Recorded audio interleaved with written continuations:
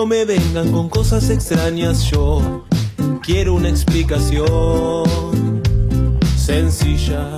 Estamos muy contentos de volver con otra cosa en esta segunda temporada que nos depara un montón de pensadores y pensadoras de la edad moderna y de la edad contemporánea.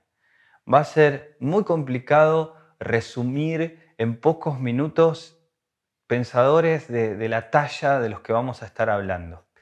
En nuestro capítulo anterior, con el que inaugurábamos la segunda temporada, hablamos nada más y nada menos que de René Descartes, uno de los pensadores más influyentes de los últimos siglos. Descartes fue alguien que se animó a pensar, se animó a dudar de todo lo que habían pensado otros antes que él, y ese animarse le valió un montón de seguidores, pero también muchísimas críticas que vamos a empezar a ver a partir de este capítulo de Otra Cosa. No me vengan con cosas extrañas, yo quiero una explicación. Una de las preguntas centrales de la filosofía es ¿de qué está hecho el mundo? ¿Cómo está compuesto? ¿De qué está hecho el ser humano? ¿Y qué lugar ocupa Dios? Dios, mundo y ser humano son los grandes temas de la filosofía. René Descartes planteó la idea de que el mundo estaba hecho de sustancias.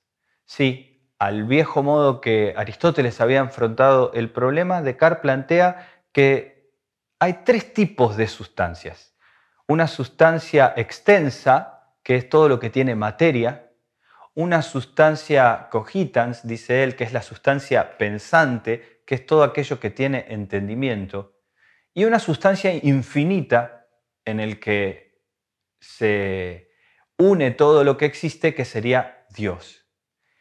Este modo de pensar de qué está hecha la realidad, esta idea de sustancia, le va a valer muchísimas críticas a Descartes y vamos a empezar a desentrañar esas críticas para ver de qué está hecho el mundo, o al menos cómo distintos autores y autoras fueron pensando este problema.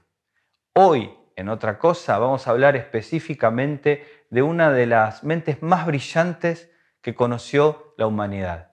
Estamos hablando de otro francés, Blaise Pascal, que a pesar de morir a los 39 años, dejó una influencia colosal en la filosofía, en la ciencia y en la religión. No me vengan con cosas extrañas, yo quiero una explicación sencilla. Blaise Pascal fue uno de los genios más impresionantes que tuvo la humanidad en la modernidad específicamente, pero también a lo largo de su historia. Fue matemático, físico, filósofo y un hombre, sobre todas las cosas, un hombre de fe. Nació en una familia que estaba relativamente bien acomodada económicamente, pero el hecho de que su madre muriera cuando él era apenas un niñito fue decisivo para su vida. Su padre se hizo cargo de su educación y Blaise Pascal alcanzó altísimos niveles de desarrollo del conocimiento sin haber pisado jamás una escuela o una universidad. El carácter autodidacta, o podríamos decir de formación que le dio su padre, tenía que ver con un principio educativo muy claro, y es que el niño nunca tiene que sentir que los problemas están por encima de él, sino que es capaz de resolverlos. A los 12 años, Pascal había descubierto por su propia cuenta y sin que su padre se entere, uno de los teoremas de Euclides. Sí, había desarrollado por su propia cuenta en su habitación, jugando, uno de los conocimientos matemáticos más altos que había alcanzado la antigüedad.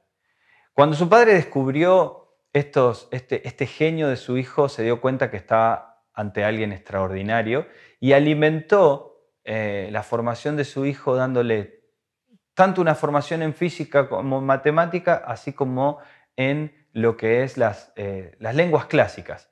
De Blaise Pascal podemos decir muchas cosas. Entre ellas podemos decir que escribía realmente genial.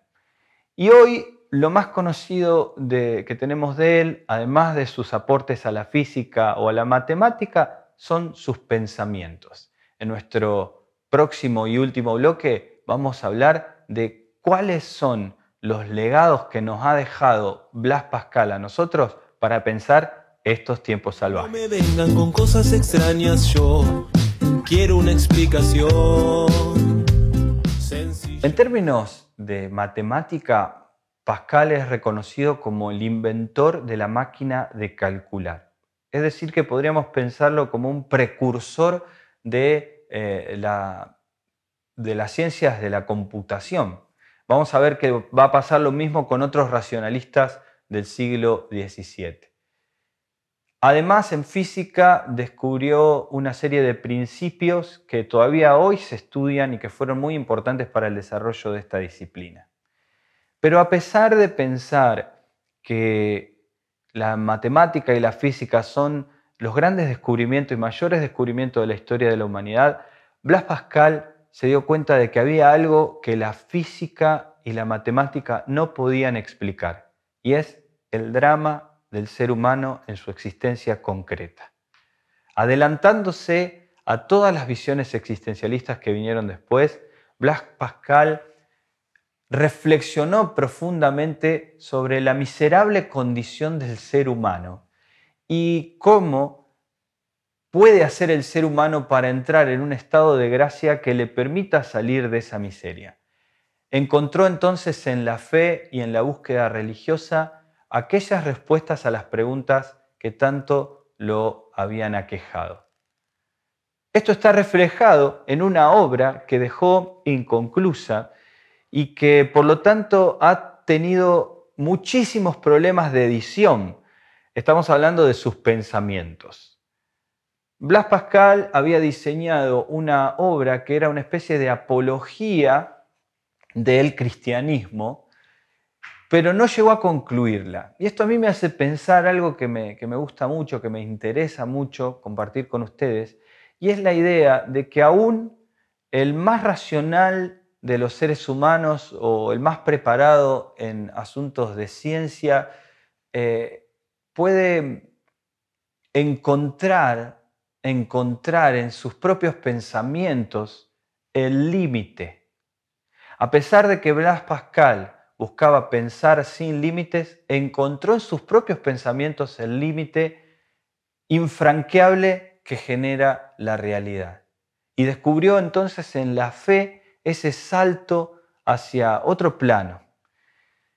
Y esto es muy interesante porque como Blas Pascal no generó una escuela concreta de pensamiento, muchas veces sus obras y sus ideas han quedado un poco relegadas de las academias. A mí me parece que es muy interesante volver a ese laberinto que son sus pensamientos, porque él nos permite entrar en su propia mente. Como decía al principio del programa, una de las más brillantes mentes que tuvo la historia de la humanidad nos abrió sus pensamientos. El carácter fragmentario, relampagueante de estos pensamientos nos hacen dar cuenta de que muchas veces podemos generar una distinción entre un pensamiento, como si fuera un rayo de luz que entra en nuestra mente, y una reflexión. Los pensamientos iluminan la realidad, permiten como una revelación abrirnos el mundo, pero es la reflexión la que genera que esa luz se distribuya de manera más uniforme e ilumine nuestro modo de entender y de vivir la vida. Porque en el fondo de lo que se trata es de aprender a vivir en medio de estos tiempos salvajes. Por último, vamos a decir que Blas Pascal estuvo totalmente inserto en los problemas de su tiempo, conoció a René Descartes, discutió con grandes científicos y religiosos de su época y sobre todo buscó en las Sagradas Escrituras, en la Biblia, una fuente de inspiración para tratar de interpretar sus tiempos salvajes. Quizá nosotros podamos hoy hacer algo parecido. Esto es otra cosa.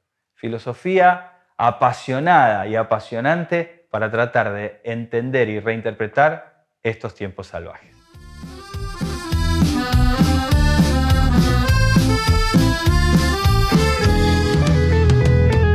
A mí no me vengan con cosas extrañas, yo quiero una explicación sencilla.